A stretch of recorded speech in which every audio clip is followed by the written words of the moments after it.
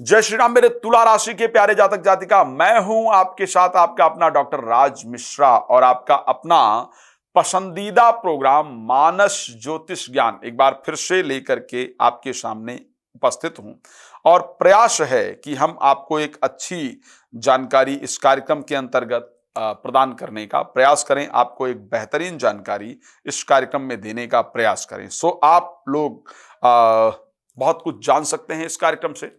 बहुत सुंदर किसी ने कहा था, कैसे कह दूं बदले में कुछ नहीं मिला। कैसे कह दूं कि बदले में कुछ नहीं मिला, सबक कोई छोटी चीज तो नहीं। मैं इसलिए कह रहा हूं तुला राशि के लिए बात, क्योंकि बार बार लोग आपको धोखा देते हैं, बार बार अपमानित करने का प्रयास करते हैं, लेकिन फिर भी आप अच्छाई करना नहीं छोड़ते हैं।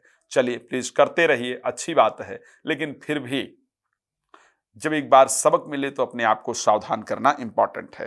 खैर, कोई राम कथा, भागवत कथा या श्री राम भागवत कथा, राम कथा, शिवपुराण कथा यदि आप अपने यहाँ कराना चाहते हैं तो आप प्लीज हमसे संपर्क कर सकते हैं। हम इस कार्यक्रम को भली भांति अच्छी तरीके से करते हैं, तो आप इसके लिए मुझे संपर्क कर सकते हैं। आपकी राशि की क्या परिस्थिति रहेगी? सो आपके राशि स्वामी शुक्र जो है वो 6th हाउस में राहु के साथ जाकर के गोचर करने वाले हैं, सूर्य के साथ गोचर करने वाले हैं। बुध और बृहस्पति आपके 7th हाउस में गोचर करेंगे, शनि मंगल आपके 5th भाव में गोचर करेंगे और केतु आपके 12th हाउस में गोचर करेंगे। क्या परिस्थितियां आपके लिए रहेगी? एक तो बृहस्पति का और बुध का दोनों प्लैनेट का 7th हाउस में आकर के गोचर करना, 5th भाव के अंतर्गत द्वितीय का और पंचमेश का संबंध, ये संयोग अपने आप में बहुत शानदार संयोग है आपके लिए। क्यों मैं कह रहा हूं शानदार संयोग है?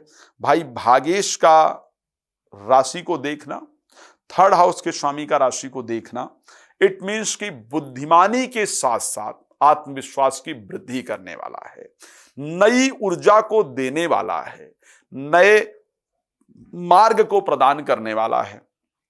स्वास्थ्य बेहतर रहेगा, अच्छे लोगों से संबंध बनेंगे, नई योजनाएं बनेंगी, व्यापार की एक अद्भुत कला आपके अंतर्गत आएगी, आपके अंदर आएगी, तो व्यापार इत्यादि की आप वृद्धि कर पाएंगे, सम्मान प्राप्त कर पाएंगे। इस प्रकार की परिस्थिति है। स्पेशली विवाह को लेकर के, जो विवाह नहीं हो रहा था, बहुत दिन से प्रयास कर रहे थे, वो विवाह आपका इस महीने तय हो जाए, इस प्रकार की परिस्थिति आपकी राशि में है। वैवाहिक जीवन को सुधारने के लिए सबसे शानदार रास्ता इस महीने आपको प्राप्त होने जा रहा है। एक और इंपॉर्टेंट चीज, क्योंकि शुक्र अपना राशि परिवर्तन करेंगे, 24 तारीख को शुक्र चले जाएंगे मेष राशि के अंतर्गत और वो राशि को दृष्टि देंगे, यानी 3 शुभ प्लैनेट एक साथ गोचर करेंगे 7th हाउस के अंतर्गत। तो इस महीने कुछ चमत्कारिक, कुछ बेहतरीन रिजल्ट आपको जीवन में प्राप्त होने जा रहे हैं। इस प्रकार की परिस्थिति आपकी राशि के अंतर्गत नजर आती है। लेकिन मैंने हमेशा कहा है कि हमेशा एक राशि के अंतर्गत सब कुछ बहुत बेहतर नहीं होता है और एक राशि के अंतर्गत सब कुछ बहुत खराब नहीं होता है।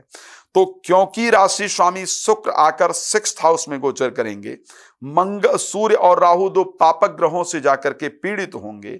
और ये परिस्थितियां कब तक रहने वाली है? ये परिस्थिति रहेगी 24 तारीख तक। सूर्य खैर चेंज कर लेंगे 13 तारीख को। तो जो शुक्र का 13 तारीख तक स्पेशली पीड़ित होने का योग है, उसमें भाग दौड़ अत्यधिक रहेगी। एक प्रॉब्लम को सॉल्व करें तो दूसरी प्रॉब्लम, और दूसरी प्रॉब्लम को सॉल्व करें तो तीसरी प्रॉब्लम। इस प्रकार की परिस्थिति आपकी राशि के अंतर्गत नजर आ रही है। मानसिक अशांति रहेगी। आखिर क्या करना चाहिए ताकि जो समय है वो पूरा अनुकूलता से निकल जाए? यहां पर हमें क्या करना है? दुर्गा जी के सामने कपूर जलाना है प्रत्येक शुक्रवार को। ध्यान रखिएगा, दुर्गा जी के सामने प्रत्येक शुक्रवार को कपूर जलाने की आवश्यकता है, दुर्गा जी को कपूर अर्पण करने की आवश्यकता है। इससे आपको बहुत बेहतरीन रिजल्ट प्राप्त होगा, एक पॉजिटिव रिजल्ट आपको निश्चित रूप से प्राप्त होगा। तो एक तो सबसे पहला कार्य इसको करना है जिससे ये भाग दौड़ आपकी ना रहे। दूसरा, इस महीने पर स्पेशली 13 तारीख तक की बात कर रहा हूं, 13 तारीख तक शेयर मार्केट इत्यादि में पैसा लगाने से आपको बचना है। लॉटरी, सट्टा इत्यादि पर पैसा लगाने से बचना है। पार्टनरशिप में अगर कोई व्यवसाय कर रहे हैं या कर रही हैं तो वहां पर आपको धन लगाने से बचना है। तारीख 13 के बाद कंडीशन बिल्कुल बदल जाएगी। तारीख 13 के बाद आपको शेयर मार्केट से, लॉटरी से, सट्टा से, पार्टनर्स के साथ कार्य से आपको एक बेहतरीन लाभ प्राप्त होगा। तो तारीख 13 तक आपको सावधान रहने की आवश्यकता है।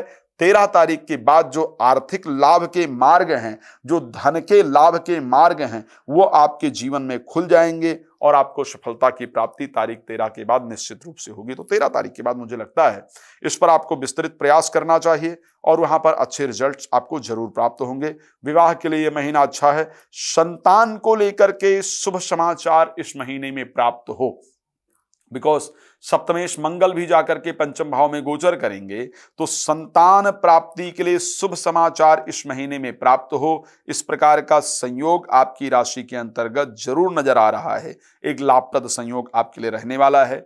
जो लोग स्पेशली विदेश यात्रा के लिए प्रयास करना चाहते हैं, ये महीना आपके लिए बहुत शानदार है। यानी विदेश यात्रा का संयोग आपकी राशि में इस महीने बनता हुआ दिख रहा है।